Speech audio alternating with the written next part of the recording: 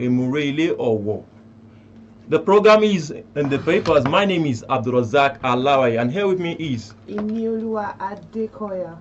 We shall be reviewing the top stories from the various newspapers in Nigeria today. And we have this day's newspaper, we have the cable newspaper and Daily Post from my side. And my colleague will be taking us stories from the Punch newspaper, the Nation newspaper, and Daily Trust newspaper. Alright, we'll go on a short break. We'll be back for the headlines.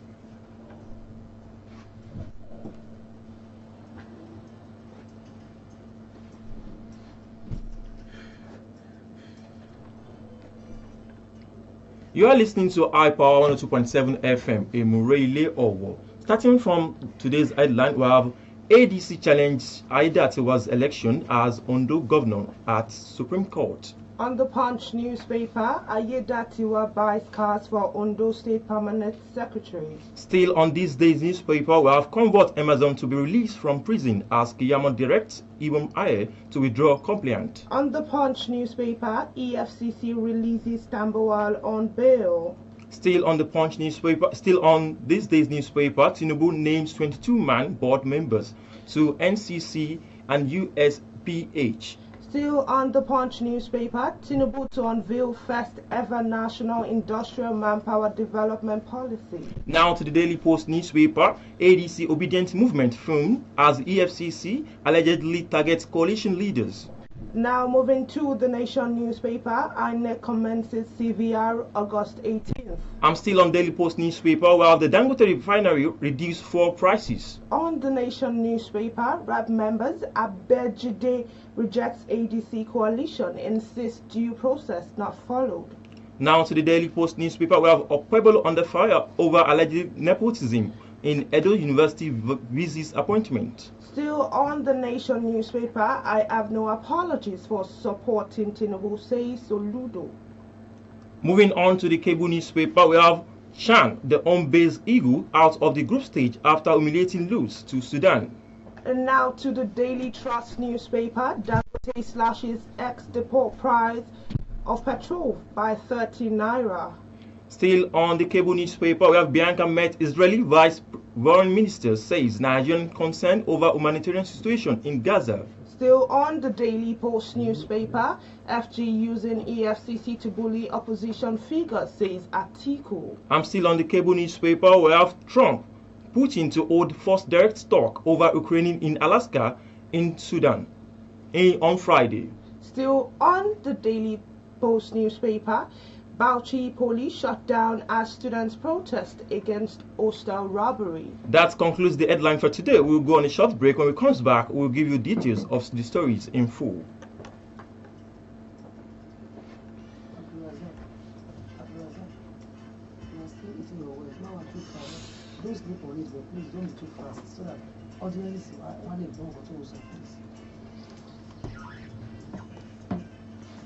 We are glad to have you back. We are listening to iPower 102.7 FM, INIOLUWA. Now proceed to the details. From this day's newspaper, we have, despite the ruling of the appeal court affirming the election of Lucky Aiyedatiwa as Ondo State Governor, the African Democratic Congress candidate in the November 16, 2024 gubernatorial poll, Adeyemi Nejo says he will approach the Supreme Court to overturn the judgment. The Court of Appeal sitting in Akure recently affirmed the election of Lucky Aiyedatiwa and Olaide Adelami as the governor and deputy governor of Ondo State, respectively. The Independent National Electoral Commission had declared Aiyedatiwa of All Progressive Congress the winner of the election, having polled a total of 366,781 votes to defeat candidates of other parties in the poll. However, in a bold move, the candidate of the ADC in the election, Mr. Adeyemi Nejo, had vowed to proceed to the Supreme Court to challenge appellate court verdict. For details of these and more, check this day newspaper. On the Punch newspaper, Aiyedatiwa buys cars for Ondo permanent secretaries. To the details. Ondo State Governor Lucky Aiyedatiwa has distributed 14 new vehicles to the permanent secretaries in the state. In a speech during the brief exercise at the government house, Akure, Aiyedatiwa described the event as symbolic. He stated the vehicles were meant to aid permanent secretaries so as to be more productive and give their best in the civil service. He also stated that a similar gesture would be extended to 4 retired permanent secretaries. The head of service, Mr. Bayo Philip, thanked the governor for encouraging civil servants with everything humanly possible to ensure the system kept running smoothly. Philip said he was happy that the governor was always working round the clock to ensure that the state continued to move forward. The permanent secretary on the State of Agriculture and Forestry, Ms. Foluke Tunde Daramola, also expressed delight over the governor's kind gesture.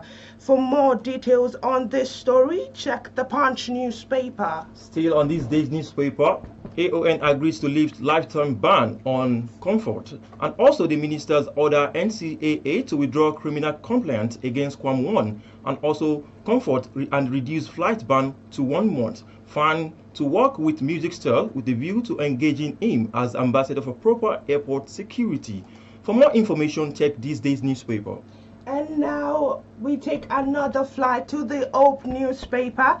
Ondo government orders coroner's inquest into Unimed registrar's death. And now the details. The Attorney General and Commissioner of Justice of Ondo State, Dr. Olukayode Ajulo, SAN, has invoked the Ondo State Coroner's Law, urging the Chief Judge of the State, Honorable Justice Olusegun Odushola, to assign the coroner to inquire into the death of Mr. Ezekiel Adeniran, the late registrar of the University of Medical Sciences, Ondo.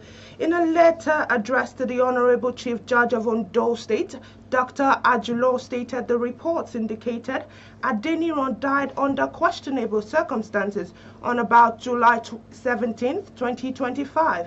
He stressed that in the public interest, a formal coroner inquest is necessary to ascertain the cause and manner of death and to determine if any individual may bear criminal responsibilities.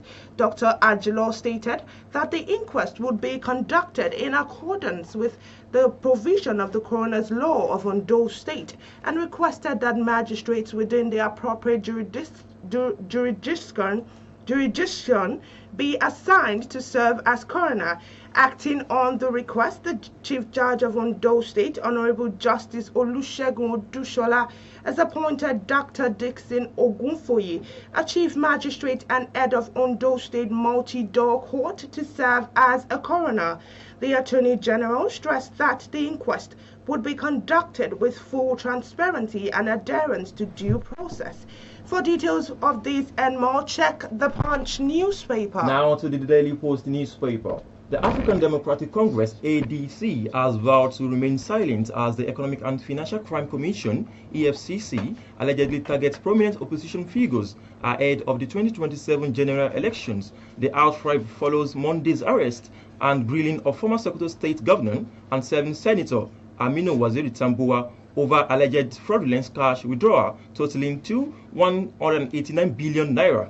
As the 2027 general election draw closes, accusations of the political interference in the EFCC's operations are likely to intensify. Reacting to Tambuwa's arrest, the ADC accused the EFCC of conducting selective investigation aimed at intimidating opposition politicians.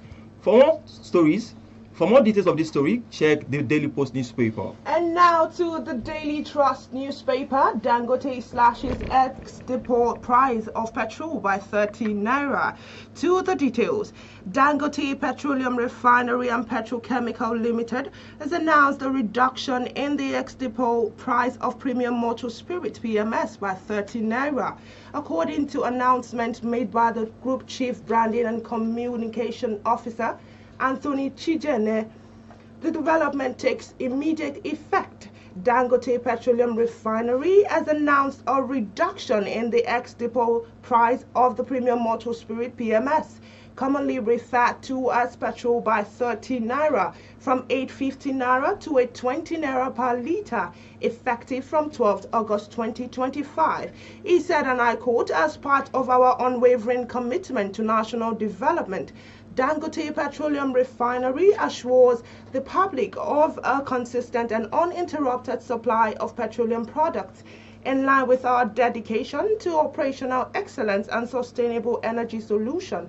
Dangote Petrol Refinery will commence the phased deployment of 4,000 compressed natural gas (CNG) power trucks for fuel distribution across Nigeria, effective from August 2025. For details of this and more, see the Daily Trust newspaper. And if you're just joining, you are listening to iPower 102.7 FM, Emurele, Owo, Ondo State. On the other side, we have the cable newspaper. It says U.S. President Donald Trump will meet Vladimir Putin, the Russian leader, in Alaska on Friday to discuss the war in Ukraine. Though it is the first time talk between the direct leaders since Trump returned to the White House in January, it is clear that the demand of negotiation would be Ukrainian President Volodymyr Zelensky is not expected to participate and will not be part of the meeting, which has raised concern from Kyiv and European leaders about Ukraine being excluded from the possible talk. The White House announced the meeting after Steve Witkoff, U.S. Special Envoy, visited Putin last week. For details of these and more, check the cable newspaper. Now back to the Nation newspaper. INEC commences CVR August 18th. Now the details. The Independent National Electoral Commission, the Independent National Electoral Commission, INEC, has concluded arrangement for the continuous voters registration (CVR) exercise as part of preparations for the 2027 general election. The exercise is scheduled to commence on August 18th, 2025, and it will take place at various ward registration centers across the country. The Commission has, however, released the list of about 811 registration centers across the country for the exercise, expected to be conducted in 3 phases. According to INEC, the exercise will hold from Mondays to Fridays, starting at 9 a.m. and ending at 3 p.m. daily. Phase 1, which begins August 18th, will end on December 10th, with the display of the register scheduled to take place between 15th and 21st of December. Phase 2 is expected to begin on 5th of January 2026 and end on 17th of April 2026, while the register will be displayed between 20th and 26th of April 2026 for claims and objection. The third and final phase are scheduled to commence on May 4th, 2026 and end on August 17th, 2026, while the register is to be displayed for claims and objection between 24th and 30th of August 2026. For more details on this story, visit the Nation newspaper. And for your reaction, you can connect with us or call us on our studio line on 08165524699. I repeat, 08165524699. Now to the last story, we have the home-based Eagle have crashed out of the group stage of the ongoing African National Championship, CHAN, co-hosted by Kenya, Tanzania, and Uganda. The Eric Chile-led team was thrashed 4-0 by Sudan in the second game of the competition at the Aman Stadium in Zanzibar, Tanzania on Tuesday. The result was the team's second loss after the defeat to Senegal in the opening game. Nigeria stayed rooted to the bottom of the Group D with 0 points. Senegal and Sudan are the team in the 2 automatic qualification spots with 4 points each. To get more of the story, you can check the cable newspapers.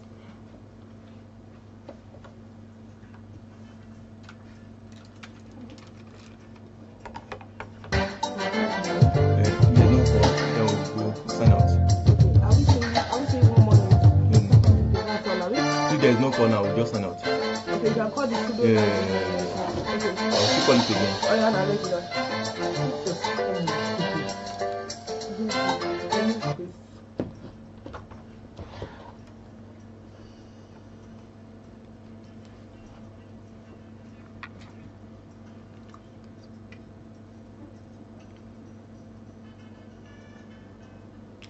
The program is in the paper. The station is high power, and the station identity is 102.7 FM. We are in Emurele, Owo, in Ondo State. You can call us or connect with us on our studio line on 081-6552-469, or you can connect with us on our YouTube page by searching for high power 102.7 FM.